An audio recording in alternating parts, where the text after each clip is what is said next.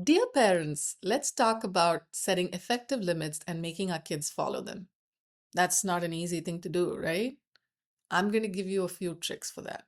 So, we in our family have a simple screen time rule.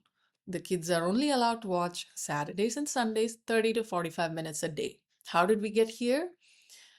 Well, used to be that they watched every day for a few minutes after they finished their homeworks. And I was okay with that. But they started getting more and more naggy. They would every day they would keep asking, Mama, can I watch more? Can I watch more? So I got to a point where I didn't want to keep having the same fight and argument with them over and over again.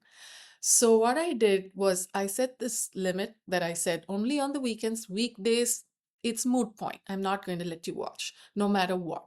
So for the first couple of weeks, it got much worse, their tantrums. They would cry every day, have meltdowns, but I stuck to the limit. I did not give in. So they eventually understood that it's not going to work. So this period of the few weeks where things get worse is called an extinction burst. Any habit that you want to get rid of or make extinct will have a burst of tantrums before it disappears.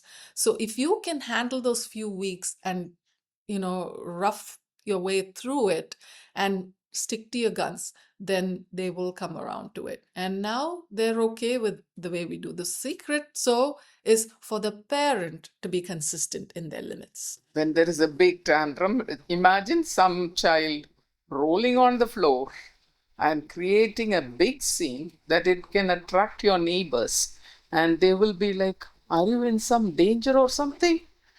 See, they do all these things. So you have to be calm to neutralize that. We should be very calm, and you should still be very firm, calm, telling them, I love you, but this is what will happen. This is what we are going to follow. She was telling about her children, but when our children were small, we had one simple rule. That is, they cannot watch TV until they complete all their that day's work. So, evening they sit around 6 o'clock, complete everything. If they complete everything and we check that everything is over, then they can watch for some time. If they do not complete anything, the TV will not be on. And we followed it very strictly. I think setting limits and following through is very important. It should be like very simple rules. We have to be very clear to children. We have to tell them, like, this is the limit and you are going to follow it. All right? And it is step by step that we have to do.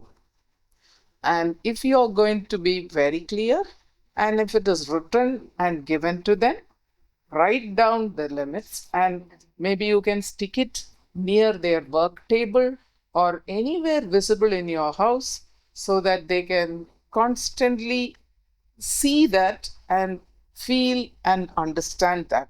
What next can be done? The biggest challenge that we parents have is how can we reason out with a child that's in this fear or anger mode, right?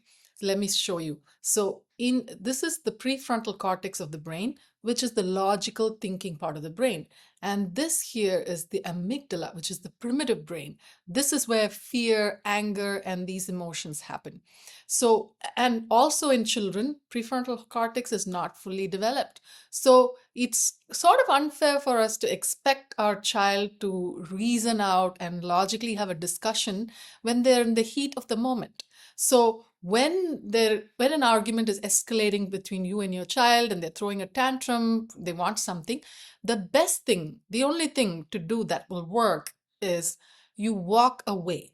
You don't counter argue and make things worse. You say, I love you too much to argue with you about this right now.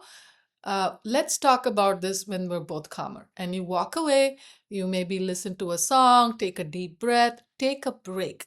And then when after a while, when you're both calm, you can then have a discussion with the child.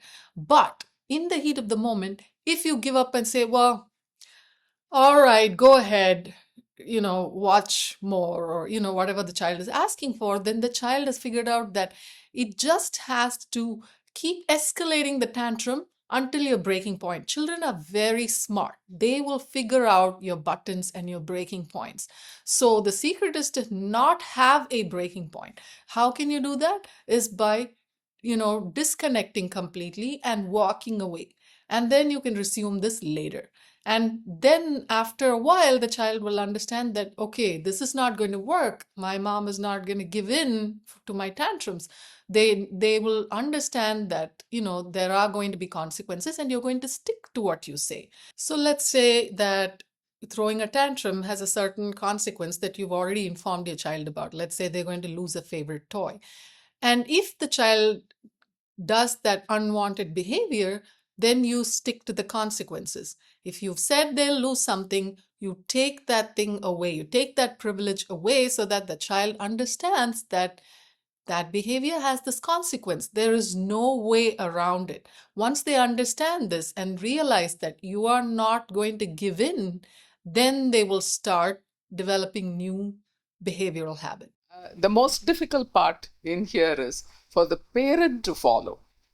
To step away or be calm is very difficult, because by the time you will tell one time and the second time, and you get annoyed by their behavior, and then you will have to you become louder than the kid, because you always believe that if I am going to be louder, the kid is going to be going to stop.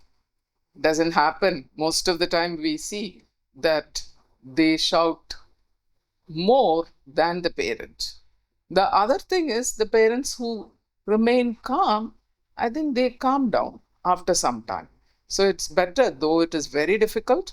Please practice that staying calm or stepping away. This is very important for us to set our limits, for the parents to set your limits. So to recap, first, set firm limits.